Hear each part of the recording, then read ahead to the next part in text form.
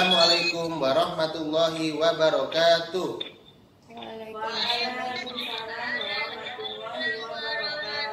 Baik anak-anak yang Ustadz sayangi dan Ustadz cintai kelas 2 semua, hari ini kita akan belajar tematik PPKN. Ustadz minta semua mikrofonnya dimatikan semua ya. Untuk mikrofon di-mute, dimatikan agar nanti ketika Ustadz Zaki menjelaskan bisa mendengar semuanya dan tidak bertabrakan suaranya. Baik, kalau sudah paham alhamdulillah kita bisa mulai ya. Anak-anak silakan yang belum disiapkan dibuka dulu buku tematik paket 2D. Tematik 2D halaman 34.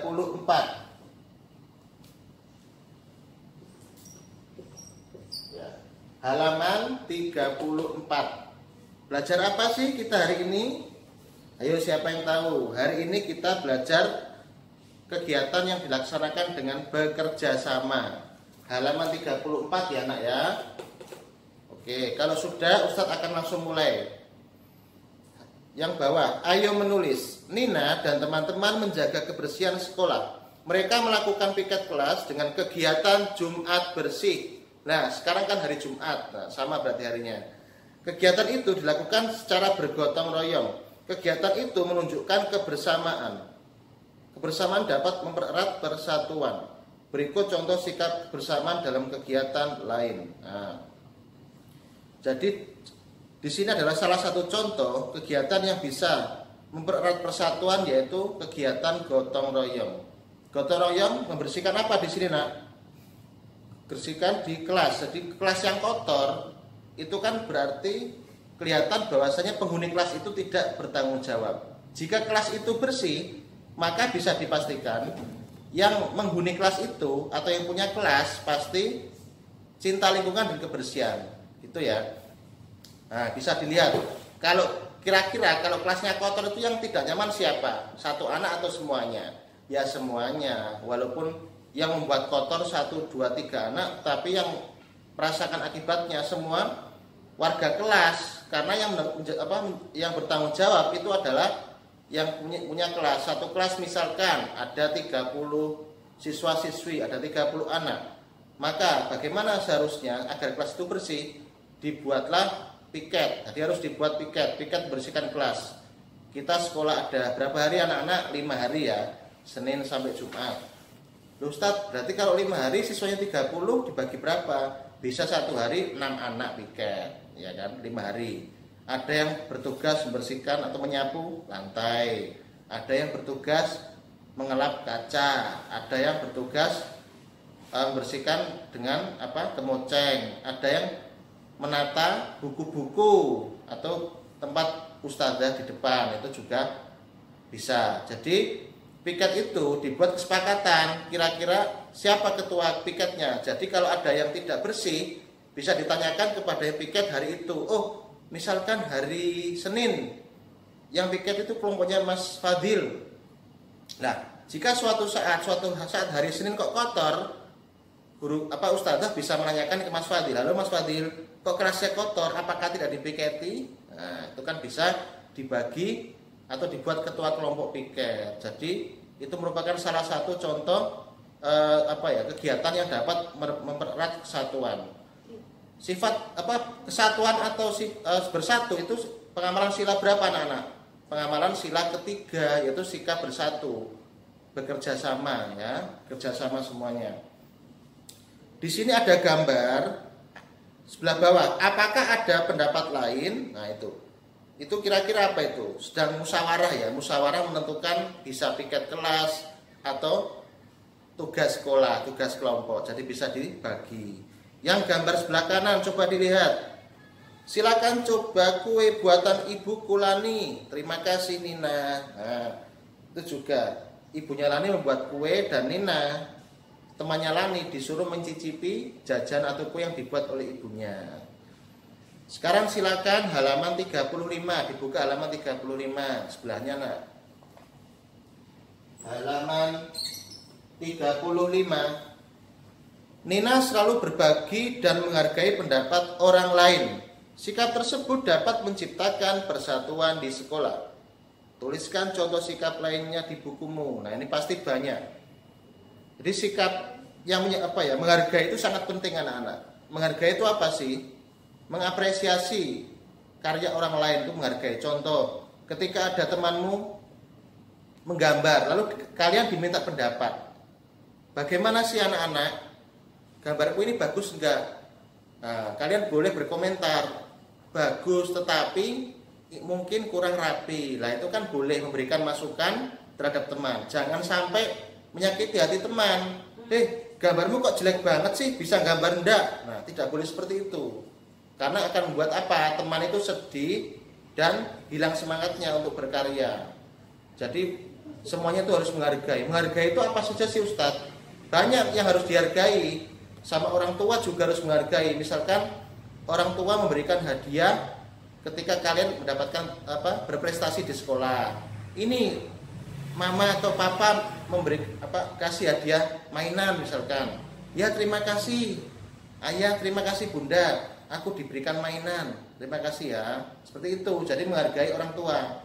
Jangan sampai ketika kita diberikan hadiah orang tua malah menjawab, apa ini mainan ini loh, jelek mainannya, nggak mau aku. Nah itu kan menyakiti hati orang tua, tidak menghargai. Jadi tidak boleh seperti itu ya anak-anak. Apapun yang diberikan orang tua itu harus kita hargai. Dan dengan teman atau semuanya juga harus menghargai. Ketika Ustadz minggu lalu mencontohkan ini ya, menghargai teman yang berbeda agama. Nah itu juga harus dipraktekkan. Ketika sedang bermain ada teman misalkan yang agama Islam izin sholat dulu. Nah yang teman agama lain juga harus mengizinkan. Oh ya silakan sholat zuhur dulu. Nanti setelah sholat kembali lagi bermain misalnya kelereng seperti itu. Jangan diajak. Ngapain sih kok setiap adzan ke masjid? Nah tidak boleh seperti itu. Ya biarkan mereka beribadah sesuai dengan keyakinan masing-masing. Oke anak-anak, paham ya? Jadi yang Ustaz jelaskan tadi salah satu sikap yang dapat mempererat persatuan yaitu kegiatan gotong royong, baik itu gotong royong di kelas, gotong royong di sekolah, maupun gotong royong di lingkungan kalian atau di kampung. Nah itu kan sering kerja bakti ya, gotong royong, bersihkan entah itu got, membersihkan masjid atau membuat jalan, mengecor, nah itu banyak.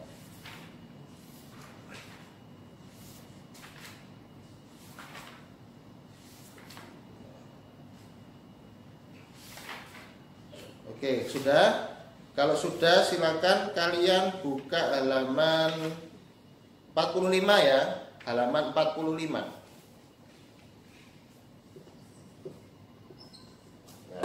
Halaman 45. Halaman 45 yang bagian bawah ya. Oke, bagian bawah. Ayo berdiskusi. Nina dan teman-teman selalu menjaga kebersamaan. Berikut contoh kegiatan di sekolah yang menunjukkan kebersamaan. Ada berapa gambar ini anak-anak? Ada 3 ya, 3 gambar, dilihat. Kita mulai dari sebelah kiri. Gambar kiri, itu gambar apa? Piket kelas, saling membantu. Jadi semuanya bekerja sesuai dengan tugasnya.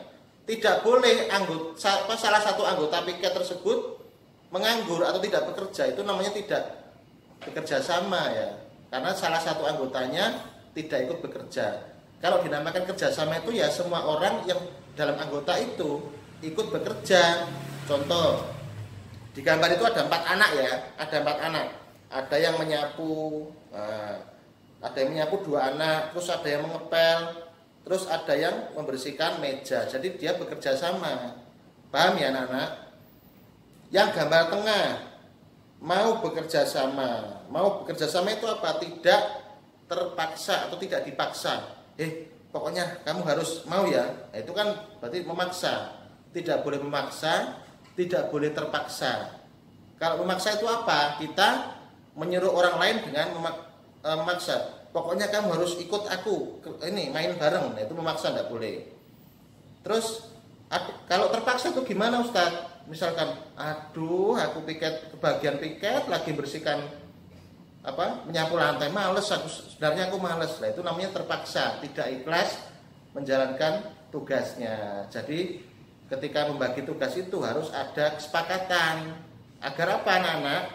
agar semuanya itu menerima dengan lapang dada. Oke, kita setuju tugasnya. Kamu ngepel, kamu nyapu, aku membersihkan kaca, kamu menyapu depan kelas. Setuju enggak? Setuju. Nah, itu namanya baru kesepakatan bersama, tidak terpaksa. Nah, kalau terpaksa kan tidak enak mengerjakannya. Terus gambar yang sebelah kanan, apakah semua setuju? Nah, itu adalah contoh kegiatan apa? Diskusi ya, bermusyawarah. Diskusi, menghargai pendapat orang lain. Nah, salah satu etika atau tata cara ketika kita bermusyawarah, tidak boleh memotong pembicaraan orang lain. Orang baru ngomong berpendapat kok dipotong. Stop. Nah, tidak boleh seperti itu. Jadi biarkan orang yang berpendapat itu bicara sampai selesai dulu ya nak. Bicara sampai selesai baru kita bertanya, kita menyampaikan usul, ya, kita menjawab. Paham anak-anak ya? Dan sebelum bertanya, angkat tangan terlebih dahulu. Mohon izin, saya mau bertanya sedikit misalkan. Boleh. Jangan tiba orang baru ngomong, kita tiba-tiba ngomong juga, kan tidak sopan namanya. Oke, paham ya anak-anak?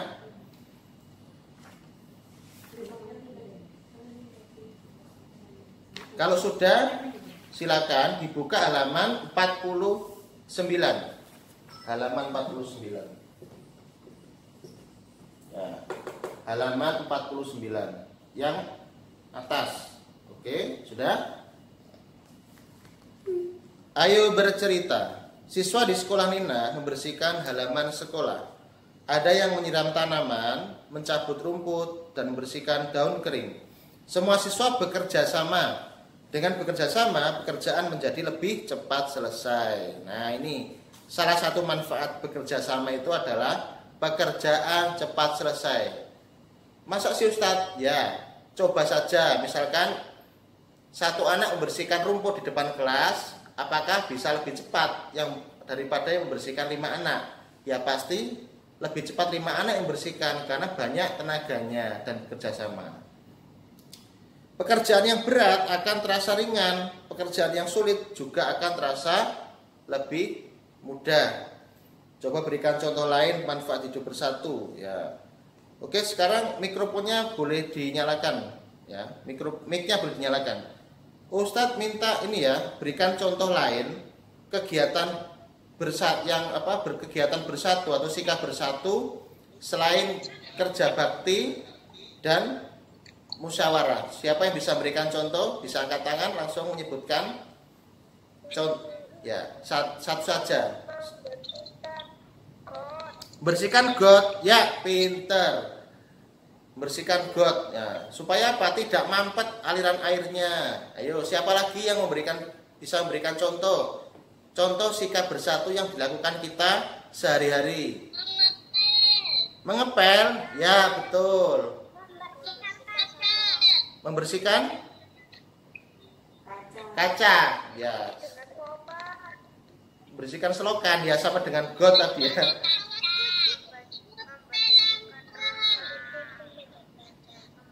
Kira-kira kalian di rumah itu diberikan tugas tidak ya di rumah, membersihkan rumah? Mungkin ada yang diberikan tugas mama mencuci piring atau menyapu halaman rumah. Kira-kira ada tidak yang diberikan tugas piket di rumah selama di rumah?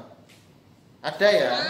Ya, jadi ada yang mungkin menjaga adiknya, ya, mencuci piring, atau bahkan belajar menyetrika di rumah. Itu adalah apa? Latihan agar kalian bisa hidup mandiri. Nah, kalau sejak kecil dilatih seperti itu, insya Allah nanti kedepannya kalian akan jadi anak mandiri, tidak manja.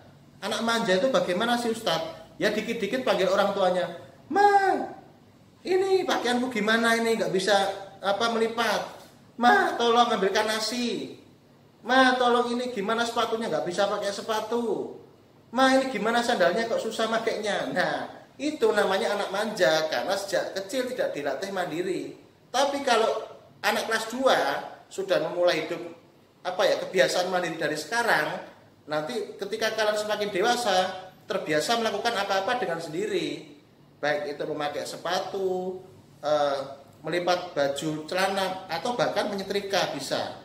atau mencuci, latihan mencuci. Nah, itu boleh kalian latihan. Bisa dicoba kalau di rumah. Ustadz, aku pengen ini nyoba nyuci pakaian satu aja, ya silakan dicoba. Atau mencoba nyetrika, ya tapi harus hati-hati. Jangan dipegang ya bawahnya, panas itu. Harus hati-hati. Belajar, oh bagaimana sih cara mengoperasikan alat ini setrika? Oh kabelnya di listriknya dimasukkan stop kontak dulu, baru nunggu panas dan nyetrika. Oke, paham anak-anak? Jadi pesan Ustadz untuk hari ini adalah kalian mulai dari sekarang harus latihan mandiri, apa-apa sendiri ya. Jadi tidak sedikit-sedikit, ma makan, ma minum, ma sepatu, ma buku. Yang sekolah siapa yang terus yang suruh nyiapin kok mamanya? Masa mamanya sekolah lagi. Jadi ya kalian, oh besok itu pelajaran apa? Misalkan PADB, ya disiapkan. Oh besok itu tematik bahasa Jawa, ya disiapkan sendiri. Bukan orang tuanya nak ya, kasihan. Karena orang tua sudah tugasnya kan bekerja untuk kalian. Sedangkan kewajiban kalian adalah belajar. Ingat ya itu. Baik, Ustadz rasa cukup ya untuk pelajaran PKN hari ini. Jangan lupa belajar di rumah. Ya, belajar secara istiqomah. Belajar satu hari, setiap hari. Tapi sedikit-sedikit itu lebih baik daripada belajar ketika menjelang ujian saja. Ya, seperti itu anak-anak. Terima kasih ya dari Ustadz Zaki. Ustadz Zaki mohon maaf jika ada kesalahan. Ustadz akhiri. Assalamualaikum warahmatullahi wabarakatuh.